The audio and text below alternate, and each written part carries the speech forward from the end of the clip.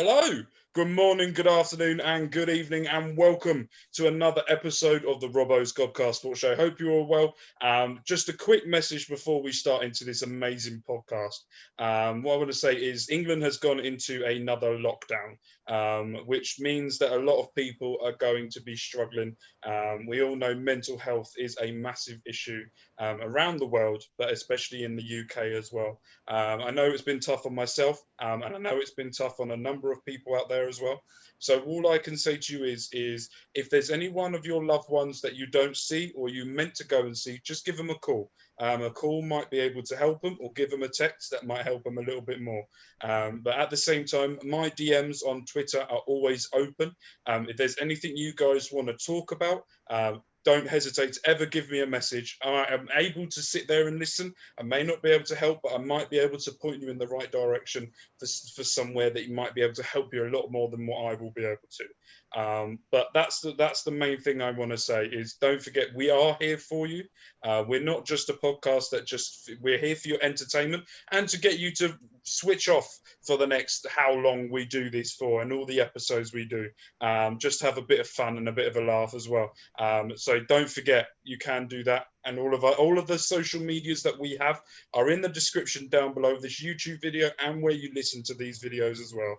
And if you're watching on YouTube, don't forget to click that bell on the top right of the YouTube when you subscribe, and that will give you instant notification for when one of our videos go live 5 days a week. So let me just introduce you all to, as I have put out and as you have seen on the thumbnail, the man, the myth, the legend. That is the coach. He has agreed to come on today. Thank you ever so much for coming on. How are you?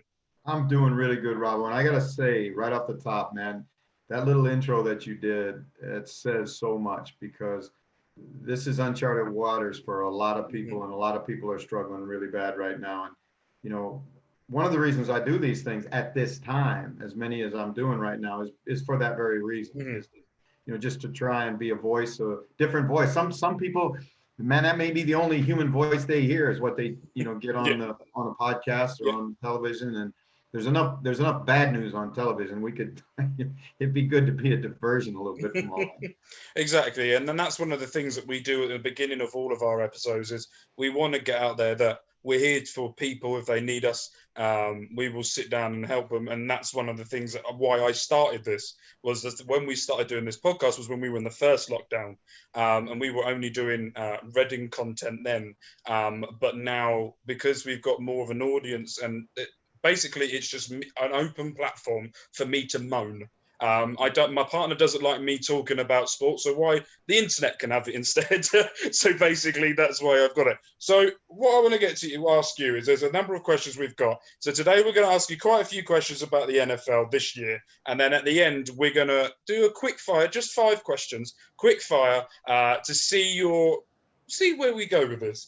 So what is your overall thought of the 2020 season so far, up until now, when or the whole regular season? What is your thought of the regular season?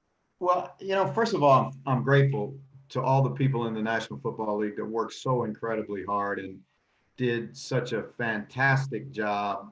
And I'm talking about that's at many, many, many levels, from the commissioner all the way down through the people, that work in the stadiums and work in the locker rooms and all that. It's incredible to think that as everything was going haywire in the world and we're going through a lockdown and all this, we were able to see as sports fans, 17 weeks of NFL football. And now we're going into the playoffs for another month. And, it really was in many ways, not just in the United States, but around the world, I think it was a godsend because it gave people a distraction every Sunday, something to look forward to, something to talk about that wasn't, infection rates and all of the other stuff that how bad the economies were and everything else. And so that's, I think, the beauty in sport. That's the ultimate beauty in sport is how does give us all a chance to be little kids again and root for our teams and, be fans. And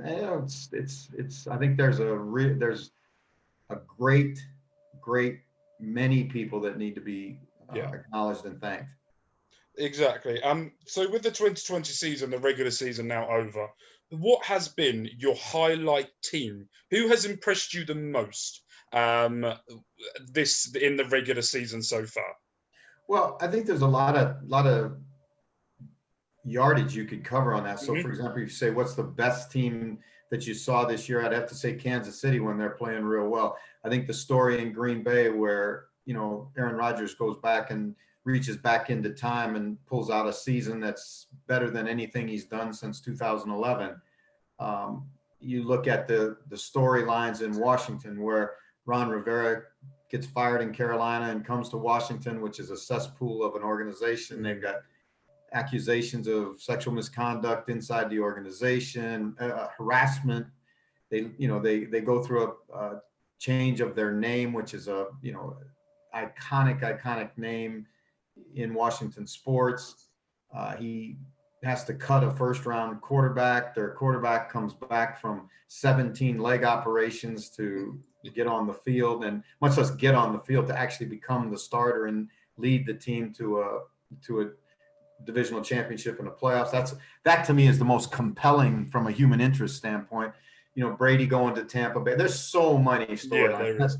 That's really why I think the NFL is so special, because in every city there's an incredible storyline that you could bring forth. I completely agree with you on that. There's been a storyline for me because I'm a Miami Dolphins fan. It's been very much the Tua season, or the Fitzpatrick, who's better than who, or who deserves it more than who. But I'm going to get into Miami a little bit more. But for you, if you had to pick one team, we all know Kansas City and Green Bay are going to be the teams that I personally think are going to be up there and win the Super Bowl. But if you had to pick a team that's going to shock everyone, that you wouldn't expect, or people are not predicting to do well, that could make a shock, who would you predict it would be? Well, I don't know how big a shock it would be, but I certainly think in the last 10 weeks, you look at what Buffalo's been able to put on the tape, and they're every bit as impressive as anybody you can name. I mean, you being a Dolphin fan, I'm not rubbing it in when I say this. I mean, the Dolphins are a 10-win football team. Yeah. They're going up to Buffalo to play the Bills.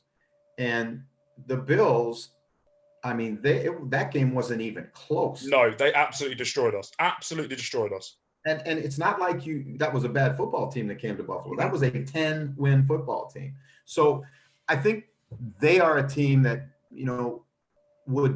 would be a team that you could say, hey, don't be surprised, Kansas City, if you don't get somehow shanghaied along the way by Buffalo. I think the Ravens are another team that nobody would like to play right now, because they're so physical. They run the ball so well, and Lamar Jackson, he's kind of got his mojo back, and those kind of teams are hard to prepare for, because you think about it, Rojo. During the week, your backup quarterback or your third-team quarterback plays the role of the other starting quarterback in practice. So they mimic the plays and all that stuff. Who in the world are you going to get to be the Lamar Jackson quarterback? I mean, you can't simulate that speed. You can simulate the plays. You can walk through the plays and all that stuff. But then you get to the game, and all of a sudden it's as fast as it is, and it takes you a quarter and a half to catch up to the speed of it. And by that time, they can be ahead of you by 2 or 3 touchdowns. So, talking of Lamar Jackson and talking of players on that caliber, on my list, what I want to talk to you about is the Texans, and I'm going to get into with their apparent hire of the New England Patriots director of personnel, according to reports of Nick Cassarino. I think that's how you say his name. I've seen JJ Watt come out and he did that brilliant speech at the end of the game. What is your take on the Texans? Do you see Deshaun Watson staying there? Do you see him trying to force a way out to try and grow? Where do you think the Texans are going to be going? Well, Deshaun Watson to me is the scary part about Deshaun Watson, as I view it, is I think he's very close to becoming the next Matthew Stafford, a great quarterback who played in an organization that couldn't get it right his whole career, and he never had a chance to go to a Super Bowl. Mm-hmm. And if Matthew Stafford would have played at any of a number of other organizations, we'd all be talking about Hall of Fame quarterback and all that, because he's going to have Hall of Fame numbers at Detroit. Mm-hmm. Now, that's what scares me about the Texans, because what has happened at the Texans is going to be really hard to undo, because they traded away draft picks for Laramie Tunsil, their tackle. They paid Deshaun, rightly so, a bunch of money. Now you've got a situation where you got a quarterback making a ton of money, no draft picks. So you need to get young players in. They're up against the salary cap. They got a lot of work to do. Mm-hmm. And, JJ Watt saying what he said, and then I don't know if you caught what Deshaun said after the game the other day. He said he really hopes that somebody will come in with a vision. Mm-hmm. Somebody will come in with leadership. Somebody will come in with a plan going forward, because it's not been that way in Houston, and that's really, really important. If you look at, and when I saw the thing, I retweeted it with that very comment, and Buffalo should be the measuring stick. Buffalo should be Miami. Those are two teams that should be the template, I guess, for want of a better word. If you want to improve your franchise, look at how they did it. They got rid of older players, old guys that were the guys in the locker room that JJ Watt was talking about, aren't professional, are more interested in being professional football players than, playing professional football. And there's a big difference in that, right? Mm-hmm. Guys that love to play, they want to go to work. They're anxious to get to work every day. They want to get better. They want to get coached. They want to get critiqued. Guys who are interested in being professional football players are interested in the trappings that come with professional football. The money, the cars, the women, the houses, the notoriety, all of that stuff. Well, if that's your number one goal, then it's too easy to fall into that trap that JJ Watt was talking about. When adversity strikes, those guys head for the hill. Yeah. You don't need those guys. You need guys that Buffalo went out. And I think I counted the other day on the roster 2 guys that I could remember that were at the Buffalo Bills prior to Sean McDermott. 2 out of that whole roster. They have completely changed it. And they did it with an idea and a plan in mind, just like Miami has. Mm-hmm. They want character people. They want people that love football. They want high IQ kids. Not necessarily didn't mean you had to be a student in college, but what it means is you have football intelligence, right? Yeah. All of those things. And then they felt like that gives them the best chance to win. And that's the blueprint. That's what Houston and these teams need to pay attention to. Now, Nick Caserio, I don't know him. I don't know him. What would scare me a little bit is that, and I'm just relaying facts. The success ratio of guys that have come out of the New England organization and then went into somewhere else and were able to transplant that same New England thing, not very good. Not very good. Look at the number of expatriate assistants that haven't succeeded. Right now, Scott Pioli, who has had success, out of a job. The guy was in Atlanta. It was another one out of a job. So that's not to say that Nick can't get it done. It's just that if you think you can simulate what they had in New England, I don't know if that's possible again. No, and then I've seen a lot of on Twitter, a lot of Houston fans that are very unhappy with the way that the direction of it's going. They seem to be, if you look at it, I think the only other person is Brian Flores, the Miami head coach, who turned a team that were losing every year to someone who had a 10-6 record. And got 2 draft picks in the first 18 rounds, and the 3rd round pick this year. With all the all the firings that have happened. We've got the Lions, the Falcons, the Texans, the Jets, the Jags, and the Chargers. For you, who is the most appealing to go and be a head coach of, and which one is the least appealing to go and be a head coach of? Well, it's interesting. I was talking to my agent the other day, just having a conversation. And was he trying to get you to become the new Jets head coach? Was that what's going on? No. But one of the clients that he services, one of the guys in the group that I'm with, has interviewed for 4 of these GM jobs. Oh, wow. And I asked him, I said, I won't give you the guy's name, but I asked him, I said, which of the jobs do you think, if you could pick for him, which job would you say for him to take? And he said, Jacksonville. And I went, what? And he said, Jeff, they've got the first pick in the draft, and they've got $100 million of cap space, right? And you've got a committed owner. So with the division that they're in a position where they can get better fast. And so he really thought Jacksonville was a real good one. I think there's a number of them. I don't know if you saw today, really interesting, Robo, that Atlanta, all right?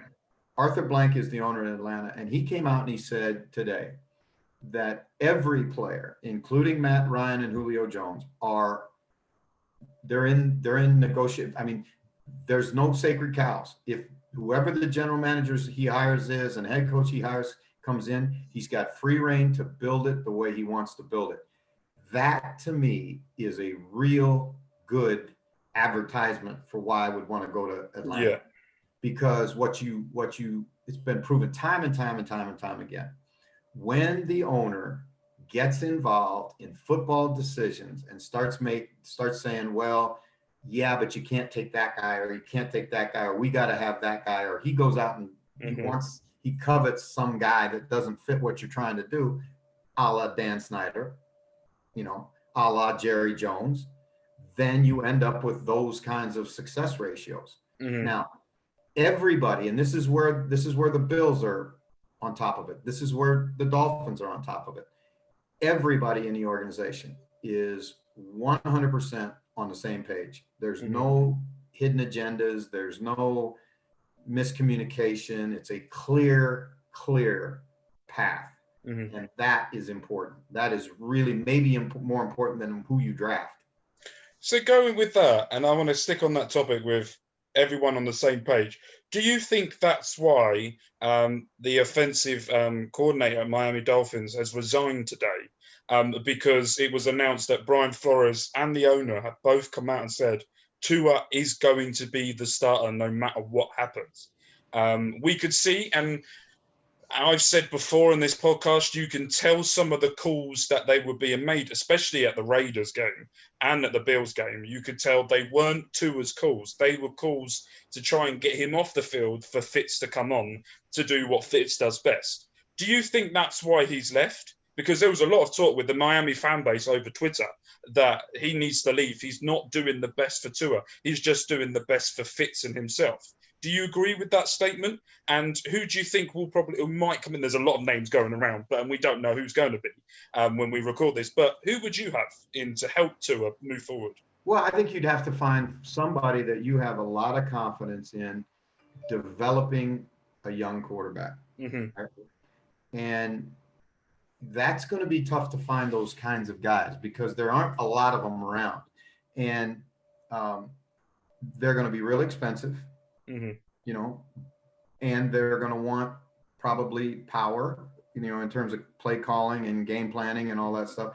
I just think that it's really important for Brian and for the Dolphins organization. This will be their third offensive coordinator in 3 years. They have to settle down and they have to get a guy, and then that guy, they got to have some continuity. If you look at the Steelers, one of the things that's a hallmark of the Steelers organization is the continuity that they've had.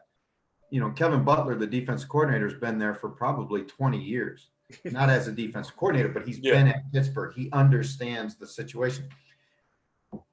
Robo, when you come into a pro football facility as an assistant, you have to, it takes you really a good bit of time before you understand how everything works. Not how the copy machine works and the telephones and all that stuff. I'm talking about how the office politics are laid out.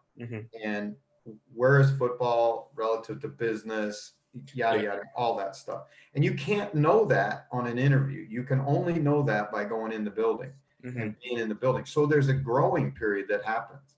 Now, apparently Chan didn't feel that he and Brian were on the same page and he stepped away.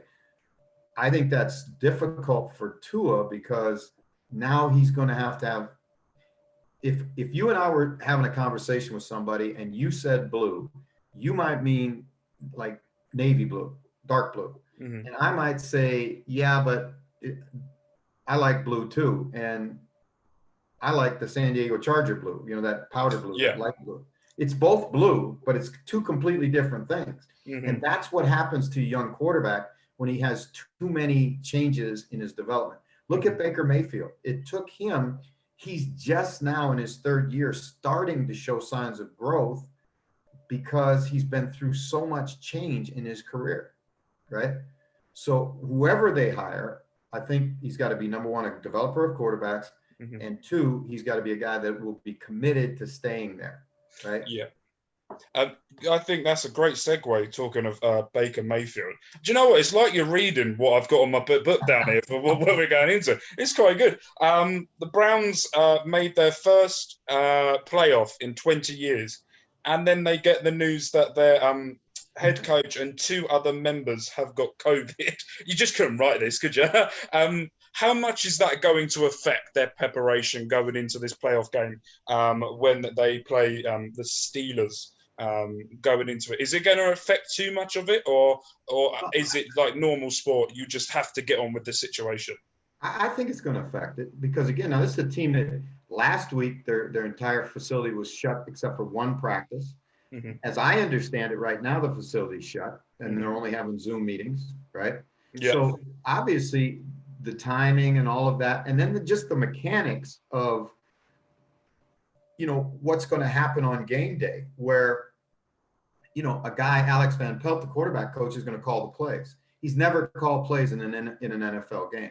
So having the opportunity to be on the practice field where Baker could wear the helmet with the, microphone in it, and Alex could be on the sideline and they could put because the first thing you don't want to have happen is all of a sudden now you're starting to take delay of game penalties because you can't get the plays in fast enough, right?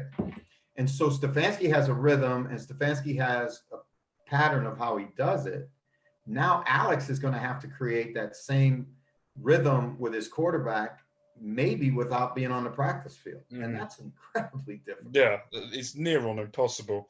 I want to go on to something that I saw today and I thought was a really poignant point that I saw about the NFL. 6 out of the 8 women coaches that are coaches in the NFL will be playing for the very first time in history in the playoffs.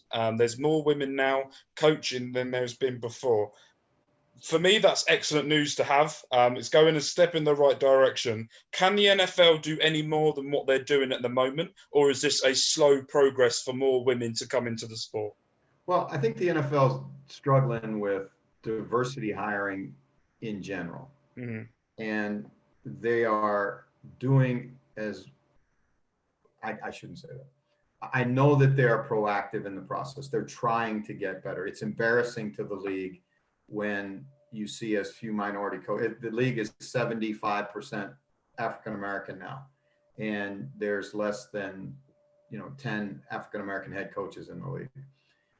This is really the NFL has a real problem here because the optics, number one, right? Because but the reality of it is the pool is not very deep. Now that's not on the pool. That's not on the guys that are, the African-American coaches. That's on the fact that they've been pigeonholed in certain jobs. They have not had the opportunity to grow inside the game and be put in positions of leadership where they can basically develop as assistant coaches. Every organization is a little bit different. Bruce Arians in Tampa Bay has 2 African-American coordinators and a female coach on his staff, and he has before. And so he's a different, his approach is different. There are certain other places where you don't see that. But right now you look and, you know, Mike Florio, who is like us, he's a guy that talks about the game, right? Said he would hire only offensive assistants for head coaching jobs in the National Football League, which I thought was a ridiculous statement, but Mike made it. So I looked and I said, okay, there are playoff teams. How many playoff teams are we got now? And then I thought to myself, well, you know what? The majority of the coaches in the playoffs are not offensive coaches. They didn't come up on the offensive side. There's defense and special teams guys, right? So the majority of the coaches right now in the league are offensive guys, but to say you don't hire a coach because he's a defensive guy is ridiculous. And if you say that, then you are ensuring that there will be less and less minority coaches, because most of the minority coaches in the league that have coordinator titles are on the defensive side of the football, right? So that mindset would only ensure the fact that we have challenges with minority hiring, you know. So the league is in desperate need, in my opinion, of a developmental league, right? We saw it in the Rams Cardinals game. You get 2 teams fighting for a playoff game, and we got 2 quarterbacks who have never taken a snap in a National Football League game. That should never happen. Should never happen to the fan base or the teams or their teammates or anybody else. So if there's a lack of quarterback talent, right, elite quarterback talent coming out of college, then the ones like John Wolford and the ones like, you know, Strevler and these back, they need a place to hone their skills, to play, to go play, throw passes and get opportunity. So just like we need minority coaches, that's a great place where you could take young minority coaches and give them an opportunity to be head coaches, give them an opportunity to gain experience. So in the UK, we have, as everyone knows, we have the English Premier League. Then we have the Championship, League One, League Two, National Leagues, and it goes all the way down to about 45 leagues. I think there is altogether. It's just so many of it. Do you think the NFL needs something like the NFL, which is like the Premier League, and then you have like the Championship, and then you have lower divisions down as well? So when players are not playing regularly or doing anything, they can then go to like the B team or the other team where there is a competitive side to it. There is a trophy. There is something to go with that. And then you can be called up or called down, or if you're not playing, then you can get match fitness or snaps, as I think you guys, as it's been called as well. Do you think that's what they need to get more coaches in, more people in, and not only that, get more players up to the speed quicker? I don't think there's any question. There's 32 teams. Yeah. Right? There's 32 teams. That means 32 quarterbacks play. Well, where are you going to, I mean, how are you going to develop them? I mean, so the kid was on your practice roster. Listen, people don't even realize what happens to a backup quarterback during the week. He sits in the meetings, he goes to practice and he throws the individual drills and he doesn't get a snap the rest of practice. Yeah. Right? How's he developing? Because you have to play live. You have to see the coverage. You have to feel the rush. You need to play live. Every league now, baseball has minor league baseball where they develop talent.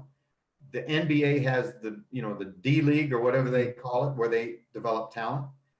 You know, hockey has the Western Hockey Association and the American Hockey Association. I mean, they've got minor league hockey.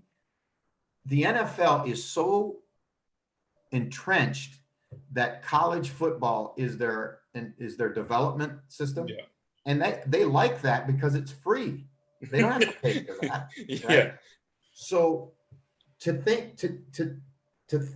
get the owners, and NFL Europe was the perfect example. We were producing not just players for the NFL. You know, you can talk about Kurt Warner and all those guys, but coaches, trainers, officials, Mm-hmm. everything was being developed in NFL Europe. And they got rid of the league. And if I told you, Robo, what it cost per team to run that league, you'd say, what? They what? I mean, it was so inexpensive, relatively inexpensive Mm-hmm. for those teams. And the Players Association contributed to it. Every official who officiated in an NFL game had to go to NFL Europe first, because I don't care if you play at Clemson, Alabama, Michigan, Notre Dame, any of the big schools, any of the Power 5 conferences, Mm-hmm. the speed of professional football is way faster than college football, Mm-hmm. right? So just like the players need to, Yeah. understand what it is and how fast it goes, officials need to do that, right? So I just really think that there's a definite need for a developmental league for a lot of reasons. So talking of developmental, Alabama's DeVonta Smith become the very first wide receiver to win the Heisman Trophy in nearly 30 years. Where's he going to end up? Ooh, boy, I'll tell you, that's going to be really, really interesting, because if you're a Dolphin fan. Oh, this is the one that I was really hoping you would say. A Dolphin fan, you got to look at that and you got to say, he might just come to us at 3. Mm-hmm. He might just come to us at 3. Now, a couple things make that good. Number one, he's an outstanding playmaker. Mm-hmm. And Alabama kids come to the NFL well coached and mentally and physically tough, right? So he's played with Tua before. They were teammates together. Yep. It makes a lot of sense for him to go to Miami. But for that to happen, Justin Fields would have to go probably at 2, right, to the Jets. Yeah. But that's not enough. That's a possibility. Just depends on how they feel about Darnold. And I've heard mixed things out of New York about that. I've seen both things about the Jets saying they're going to go for Fields. I've seen some they want to go for Smith as well. So it's going to be interesting. Right. We know that you do the Sky Sports show, so go and check Sky Sports out to go and see his predictions for the wild card weekend. So here we go. Quick fire questions. I got 6 questions for you. Right. And the first thing that comes into your brain, and make sure that it's good enough that you don't get sacked from anything. So I've tried not to do it. Right, if you're ready to go, we're going to go. Let's go. Favorite pundit to work with? Neil Reynolds. Your dream job? Jesus, the one I have, really. Perfect. That sounds cheesy, but that's how I feel. No. Who will be MVP? Aaron Rodgers. Who will win the Super Bowl? Kansas City Chiefs. Who's your favorite player of all time? Ray Oldham, and that means absolutely nothing to anybody except me, because when I was a kid, he was my favorite player, and he wore number 25. And you know what, Robo? That's the only number I ever wore because of him. And he was a backup defensive back that played at Baltimore, New York Giants, Pittsburgh Steelers, and Detroit Lions. And I think you can or Google him or whatever. I'm going to go and Google. I promise. I'm going to go and Google.